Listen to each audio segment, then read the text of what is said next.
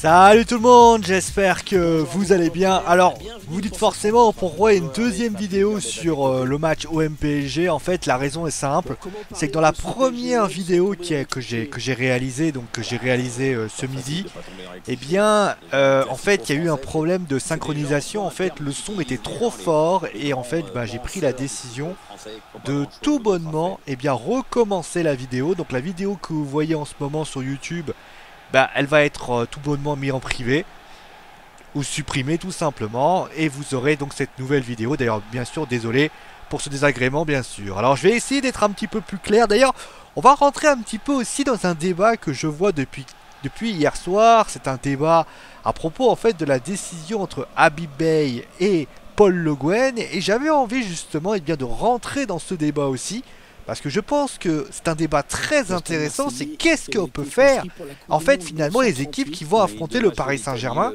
Et est-ce que Paris était aussi fort? Est-ce que justement cette équipe est prenable finalement? Est-ce que cette équipe du PSG aujourd'hui est soit prenable ou simplement invincible? Et justement, on va commencer bien sûr par avoir cette rétrospection, parce que je pense que, peut-être qu'il y a des choses qui ont été dites de la part de Paul Le Guen, qui est un entraîneur. Alors bien évidemment, moi, je n'ai peut-être pas la culture tactique que peut avoir un Habib Beye, parce que j'ai jamais été joueur de foot professionnel. Et bien évidemment, Paul Le Guen, je suis encore moins un grand entraîneur.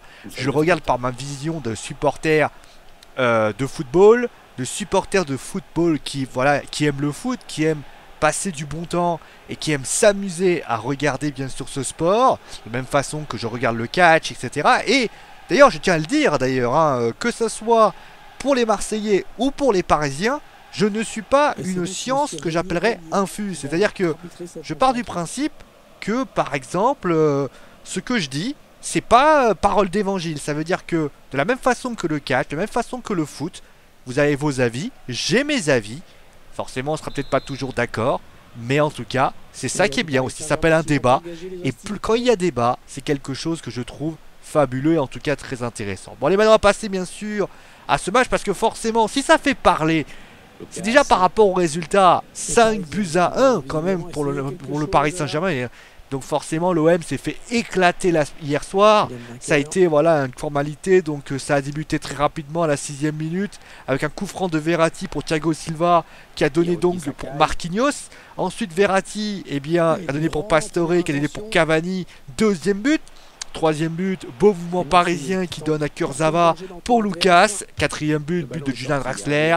Et enfin le 5e but avec donc le but de Blaise Matuidi. Alors notez bien sûr que il y a eu quand même un but de Marseille, un but de Rod Fanny sur un corner, en fait, ballon mal dégagé de la part des Parisiens.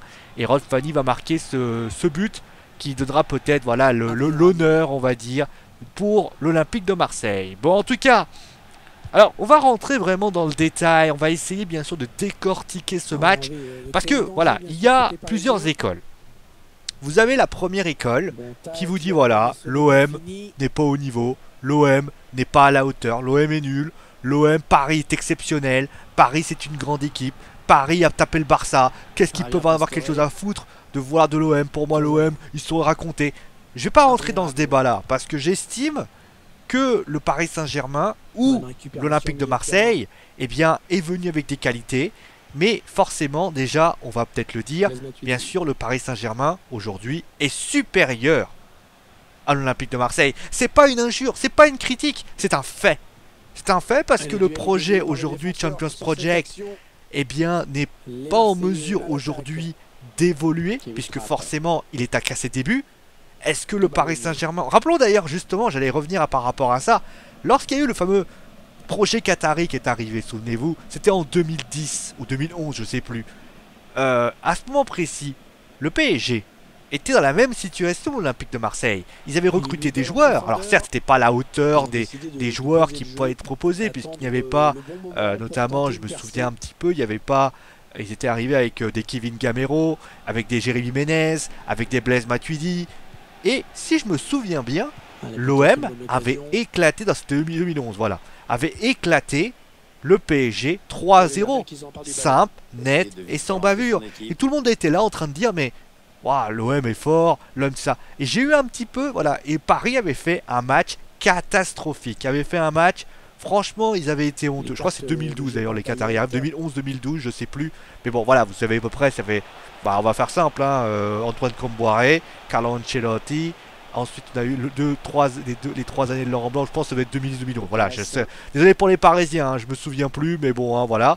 Mais tout ça pour dire que, très clairement, il y avait un petit peu la même chose. Maintenant, on va commencer à décortiquer ce match. Parce que, bien évidemment, ce match, vous avez deux visions. Soit vous dites voilà que Marseille était trop faible, que Paris était trop fort, et que donc il fallait que Marseille, eh bien, joue tranquillement la défense, mais ça assure voilà sa situation et soit allé. Et vous avez aussi l'autre école qui finalement dit et restez à bas derrière. Et vous avez la deuxième école qui dit voilà. Aujourd'hui, le PSG, eh bien, le PSG est prenable. Le PSG, si on les presse un petit peu, si le PSG, on les emmerde, eh bien, ce PSG-là est capable de perdre des points, est capable, peut-être pas de gagner, mais de faire des choses. Et dans ces deux visions que je vais vous citer, vous avez la vision de Paul Le Guen et vous avez la vision d'Habib Beye. Moi, je vais quand même, pour ainsi dire, un petit peu nuancer les deux propos. Parce que si on réfléchit bien, si on commence à analyser ce match, déjà, j'ai envie de dire aux Marseillais, les Marseillais qui sont arrivés au Vélodrome, j'ai entendu notamment Jacques-Henri Hérault, le président de l'Olympique de Marseille, arriver avec une certaine petite des phrases que je trouvais un petit peu arrogantes. L'OM n'a pas gagné un match contre le Paris Saint-Germain depuis des années. Ça date pas de maintenant, ça date depuis des années. Et j'ai trouvé que l'OM est arrivé en disant moi, l'OM, Paris, pour moi, notamment Franck McCourt a dit pareil, en disant moi je veux que Paris soit, on va dire, on veut que l'OM soit directement au-dessus. J'ai vu Jacques-Henri Hérault dire ouais, mais voilà, l'OM, le Paris Saint-Germain, il n'y a pas vraiment d'âme dans cette équipe. On a vu ce qui s'est passé après le match, j'ai pas été aveugle. On a vu au Bourget des supporters qui attendaient, c'est quelque chose pour moi qui est quand même symbolique, et qui finalement, eh ben, ils ont parlé les Marseillais. Et vous savez, c'est comme par exemple quand vous êtes un poil vantard, quand par exemple, prenez le cas de Kevin Owens, qui va affronter par exemple Goldberg, et qui, bien sûr c'est des storylines, mais qui dit, moi aujourd'hui, je vais t'affronter, et je vais te battre, et je vais te mettre la misère. Oui, alors, bien évidemment qu'on peut le dire, mais à un moment donné, il faut le démontrer sur le terrain. Parce que le terrain, bien sûr, c'est ce qui prime. Et justement, sur le terrain, j'ai pas trouvé ces paroles. Parce que parler, c'est bien. Agir, c'est mieux. Et j'ai par exemple parlé de quelque chose qui m'a, pour ainsi dire, surpris. C'est par exemple le pressing très très bas, le pressing tellement minimaliste de l'Olympique de Marseille. Alors là, on va voir cette fameuse grande discussion. On dit ouais, mais presser c'est difficile. Moi j'ai toujours parti d'un principe, je prône, moi je suis quelqu'un qui prône le pressing vers l'avant. Je veux dire, si tu laisses un joueur jouer comme il veut, alors justement, alors tu peux bien sûr laisser un pressing, si tu un petit peu, tu lui chatouilles pas ses chevilles, l'équipe adverse, elle fait ce qu'elle veut. Je vais prendre un exemple. Vous avez, voilà, je vais prendre un exemple. Vous êtes catcheur à la WWE. Je sais que ça fait bizarre de parler de catch, mais c'est très très réaliste. Vous êtes catcheur à la WWE. Et durant tout le match, vous en prenez plein la gueule. Mais vous tenez. Vous tenez parce que bah, vous arrêtez les tombées, etc. Maintenant, prenons le cas où vous en prenez plein la gueule. Si on prend le cas d'un match UFC, un match de MMA, et que le catch n'était pas un match de scénario scénarisé, que c'était la réalité, eh bien le lutteur serait tellement endommagé qu'il serait à un moment donné en train de s'écrouler. Donc, je pense que le pressing, il doit être très clairement, il doit être tout le temps.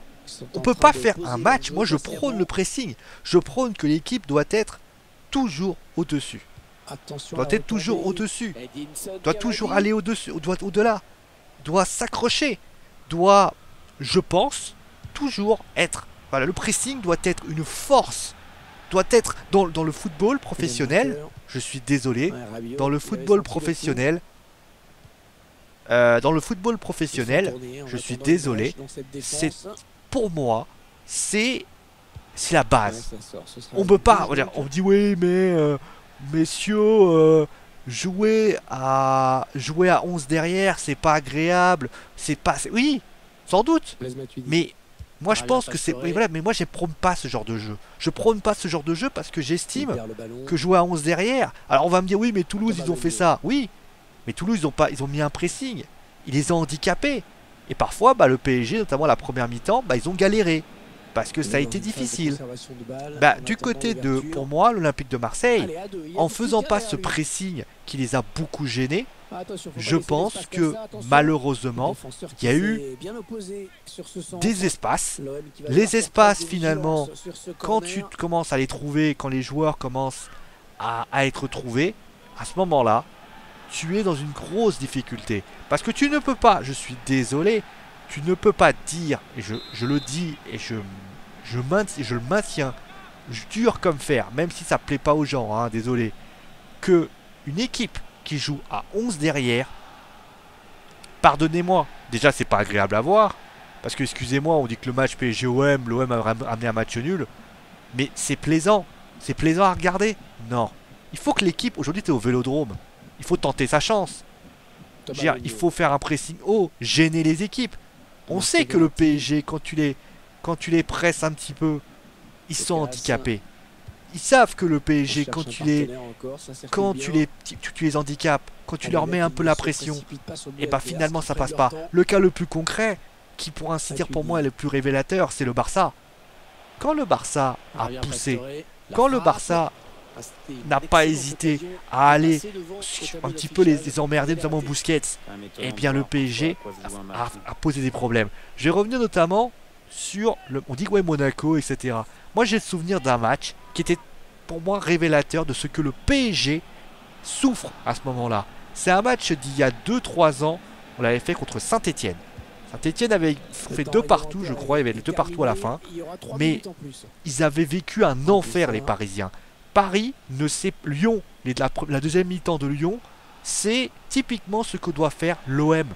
L'OM doit aller au-dessus, l'OM doit aller au pressing, récupérer des ballons. Il y avait 2-0 à la mi-temps. Je comprends pas, notamment, voilà, je vais en revenir par rapport à ça. Comment on peut ne serait-ce que se réveiller et ne pas se dire ah ouais, peut-être que avec un pressing plus haut.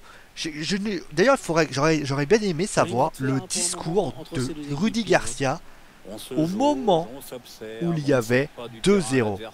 J'ai pas senti notamment une réaction de la part des Marseillais, de la part le discours d'ailleurs de Rudy Garcia était assez évocateur. Oui, mais désolé de vous dire ça, mais alors on va relever ça. Là, c'est bon. Oui, mais on est un peu entre les deux. Il faut prendre, on sait pas s'il faut prendre des risques parce qu'on risque de prendre le 3e but. Coco, ton équipe n'a pas pris de risque.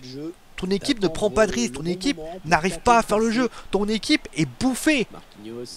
Et tu dis à cette équipe, écoutez, là vous avez 2-0. 2-0, pas voilà.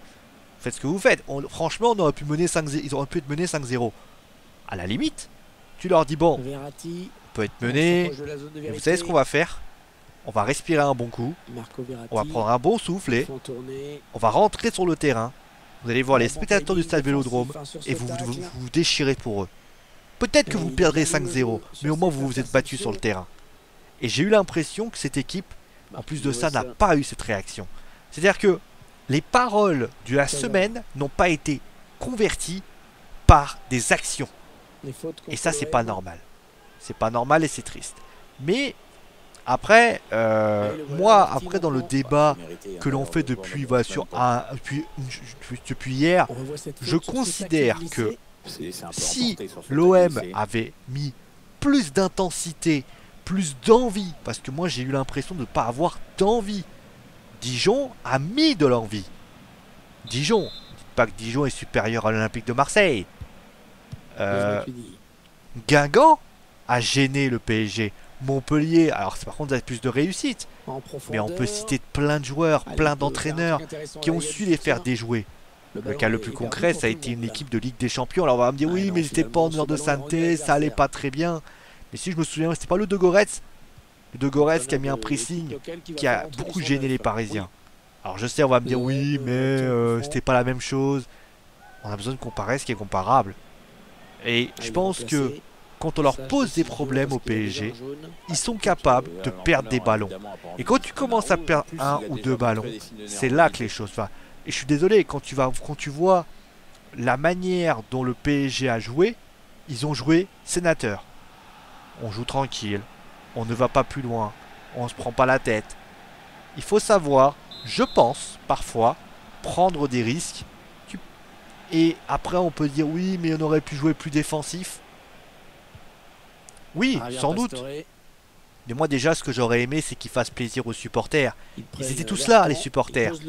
J'aurais aimé une équipe combative. Et d'ailleurs, ça aussi, j'ai envie de le dire, l'OM n'a pas été combatif. Notamment le 4e but de Draxler, j'ai vu une équipe qui a lâché l'affaire. Est-ce que l'OM doit lâcher face à une telle équipe, face à l'équipe du Paris Saint-Germain? C'est classico espagnol, c'est pas classico le Real, Barça, tout le monde. Il faut savoir s'accrocher.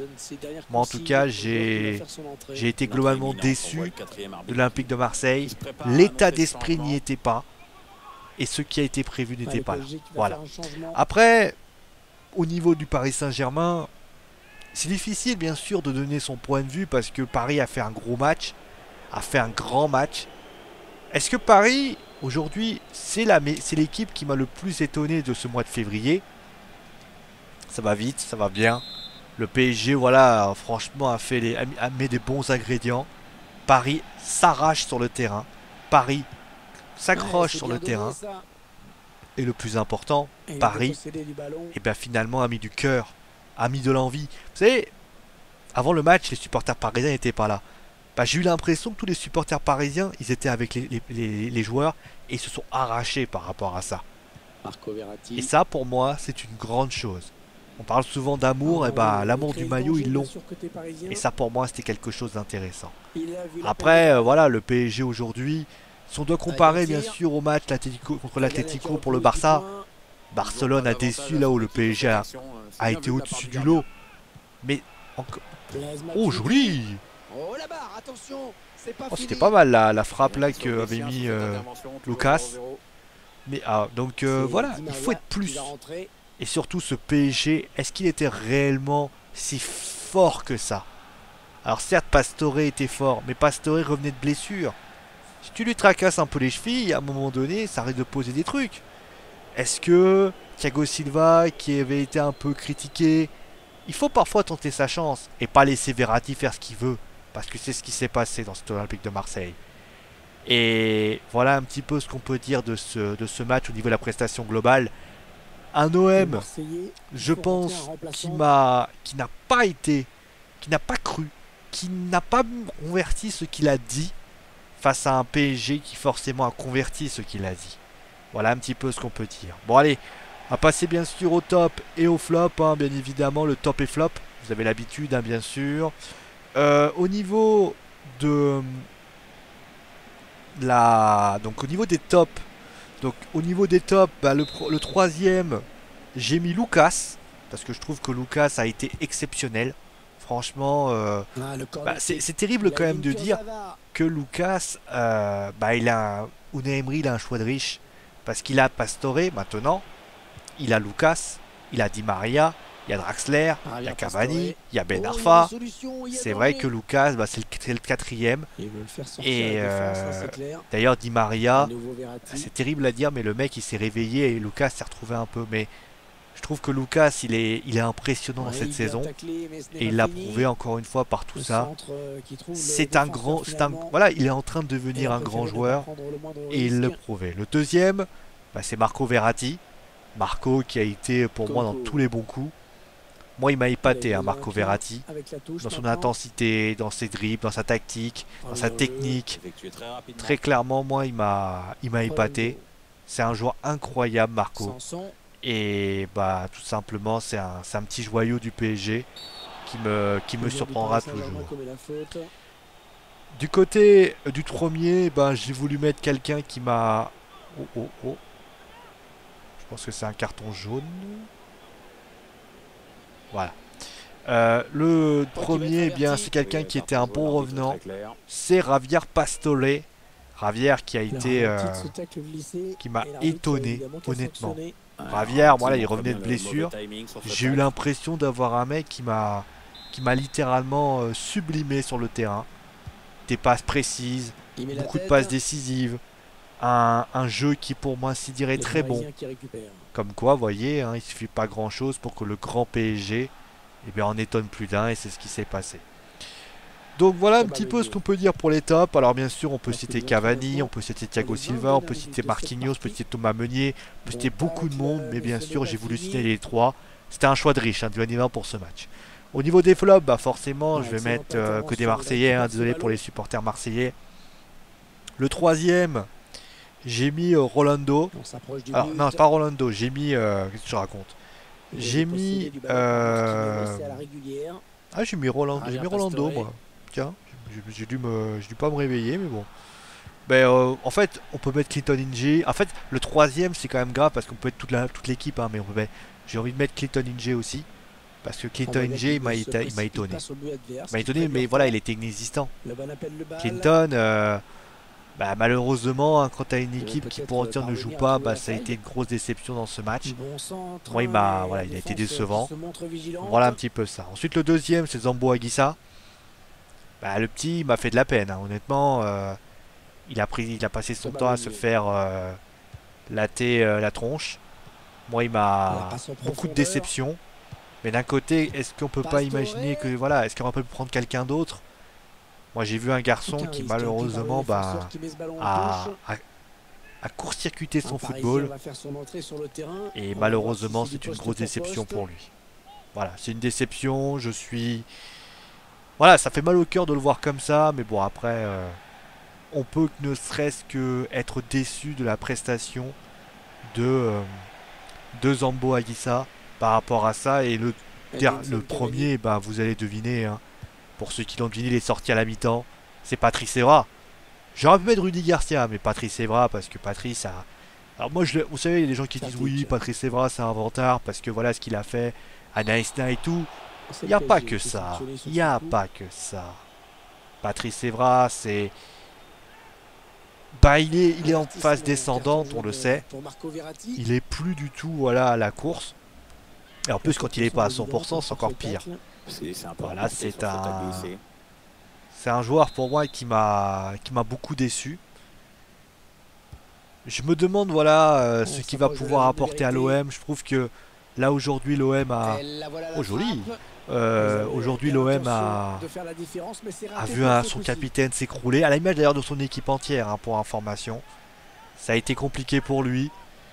Et je pense qu'il a vécu tout simplement un véritable calvaire dans ce match. Voilà un petit peu ce qu'on pouvait dire sur le top et flop. Forcément, la réponse, hein, est-ce que Paris est supérieur au Barça aujourd'hui? Bah oui, hein, très clairement. Mais attention, hein, la vérité d'aujourd'hui n'est pas la vérité de demain. Ce que je peux juste dire du PSG, c'est que j'ai vu des Parisiens très très excités après le match. J'ai envie de dire, attention. Attention, je veux dire, la décompression, c'est vraiment quelque chose. Parce que là, ils affrontent New York, qui va être revanchard, qui eux vont vouloir jouer crânement leur chance. Si le PSG ne met pas les ingrédients nécessaires, le PSG va se faire laminer. Donc il va falloir peut-être, eh bien, que le PSG soit concentré dans ce match et qu'il se remette vite dans la course. Je pense que ça sera le cas, mais j'ai trouvé quand même un PSG relativement... Enfin, je sais pas comment dire ça. Un petit peu limite, voilà, parfois un peu... Après, c'est vrai qu'ils ont voulu communier avec les supporters. Mais attention quand même. Ne pas détruire tout ce qu'ils ont entrepris aujourd'hui. Enfin, hier. Parce que sinon, ça serait vraiment une énorme déception. Bon, en tout cas, voilà un petit peu ce qu'on pouvait dire pour ce match. On va pas se mentir. On peut dire beaucoup de choses. Mais voilà un petit peu, d'ailleurs ça me fait bien d'ailleurs de parler de ça. C'est vrai que ça a été stupide de ne pas laisser les supporters parisiens venir au stade Vélodrome.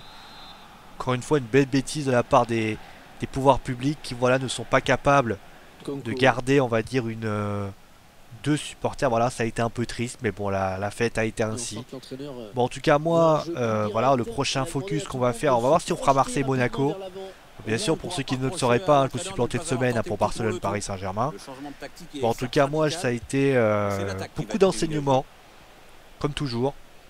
Et finalement, on se rend compte que si l'OM veut réussir à battre le Paris Saint-Germain un jour, il faudra de l'investissement. Il faudra surtout de l'investissement physique parce que pour l'instant, ça n'y était pas. Mais en tout cas, écoutez, on attend vraiment de voir tout ça. Mais moi, j'ai confiance en cette équipe. Oh, la petite tête bien faite. Bon, en tout cas, moi, ça m'a fait plaisir. Paris reste toujours 3-2e, malgré, puisque bien sûr, il y a une différence de but, puisque Nice et Monaco ont gagné. Mais voilà un petit peu ce qu'on pouvait dire pour ce match. Oh là. Le joueur qui s'est retrouvé seul face au gardien au terme de cette action. Bon, en tout cas, merci à vous tous d'avoir suivi cette émission. Bien sûr, ça sera la fin de Focus. Je sais pas, le prochain match, ça sera sans doute Barcelone-Paris Saint-Germain, mais voilà, merci à vous tous d'avoir suivi cette émission. En tout cas, j'espère que ça vous a donné beaucoup d'enseignements. Moi, dites-nous d'ailleurs si vous êtes d'accord avec ce que j'ai dit. Si vous n'êtes pas d'accord, n'hésitez pas bien sûr à me le dire. De toute façon, on n'est pas toujours d'accord, mais ce qu'il faut comprendre, c'est que voilà, c'est un débat. C'est fait pour ça, les Focus. C'est aussi pour que vous nous donniez mon point de vue et que vous me dites ah ouais, mais là, je suis pas d'accord avec toi. Ah là, je suis d'accord avec toi. Parce que sachez une chose. Discuter, je sais faire. Crier, je sais pas faire. Donc, c'est une réalité par rapport à tout ça. Oh, joli! Est-ce qu'ils vont réussir à marquer les Parisiens? Non, je pense pas. Ah non, ballon perdu. Allez, il y aura eu 0-0 sur FIFA. Nous, on va se retrouver, bien sûr. Alors, bien sûr, on va toujours laisser le fameux résumé, comme à chaque fois. Et on va se retrouver, bien sûr, pour un nouvel épisode très rapidement sur Geek Sport. Demain, Wrestling News. En tout cas, moi, je vous fais des gros bisous. Et je vous dis à demain. Ou à très vite. En tout cas, pour un prochain Focus. Allez, ciao tout le monde!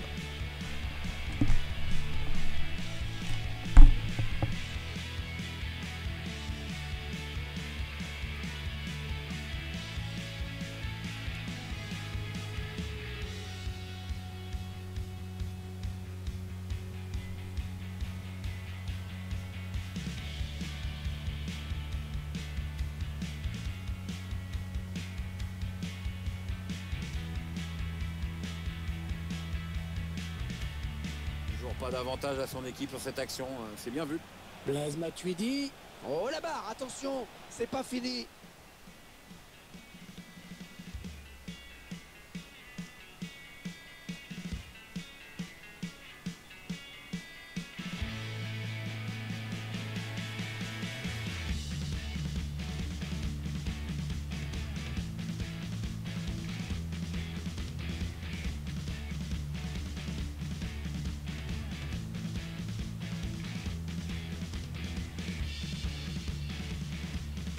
Allez, les Marseillais qui vont essayer de prendre l'avantage. Attention, ils peuvent prendre l'avantage.